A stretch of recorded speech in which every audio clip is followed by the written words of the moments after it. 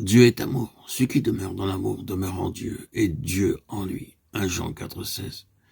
Ces paroles de la première lettre de Saint Jean expriment avec une particulière clarté ce qui fait le centre de la foi chrétienne.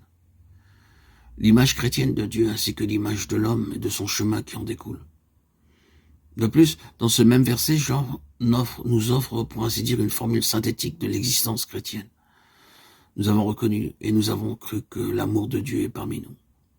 Nous avons cru à l'amour de Dieu. C'est ainsi que le chrétien peut exprimer le choix fondamental de sa vie. À l'origine du fait d'être chrétien, il n'y a pas une décision éthique ou une grande idée, mais la rencontre avec un événement, avec une personne qui donne à la vie un nouvel horizon, et par là son orientation décisive. Dans son évangile, Jean avait exprimé cet événement par ces mots. Dieu a tant aimé le monde qu'il a donné son Fils unique. Ainsi tout homme qui croit en lui obtiendra la vie éternelle. Jean 3,16.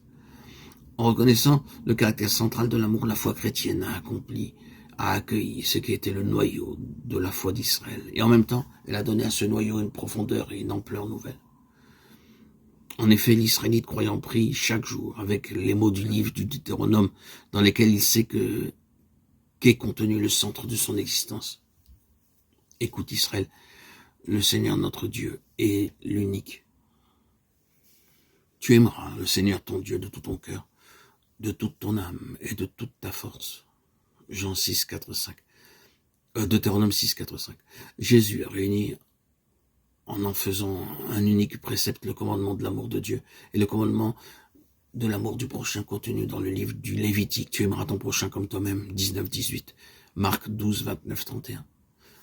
Comme Dieu nous a aimés le premier, 1 Jean 4, 10, l'amour n'est plus simplement un commandement, mais il est la réponse au don de l'amour par lequel Dieu vient à notre rencontre.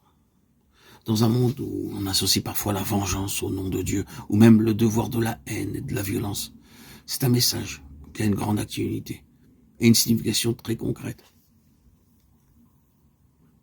C'est pourquoi je désire parler de l'amour dont Dieu nous comble et que nous devons communiquer aux autres. Par là sont ainsi indiquées les deux grandes parties de cette lettre profondément reliées entre elles. La première aura un caractère plus spéculatif étant donné que je voudrais y préciser au début de mes enregistrements certains éléments essentiels sur l'amour que Dieu, de manière mystérieuse et gratuite, offre à l'homme. De même que le lien intrinsèque de cet amour avec la réalité de l'amour humain.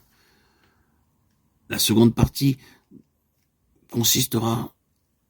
elle aura un caractère plus concret, puisqu'elle traitera de la pratique ecclésiale du commandement de l'amour pour le prochain. La question est très très vaste. Un long développement dépasserait néanmoins le but de ces audios. Je désire insister sur certains éléments fondamentaux de manière à susciter dans le monde un dynamisme renouvelé pour l'engagement dans la réponse humaine à l'amour divin.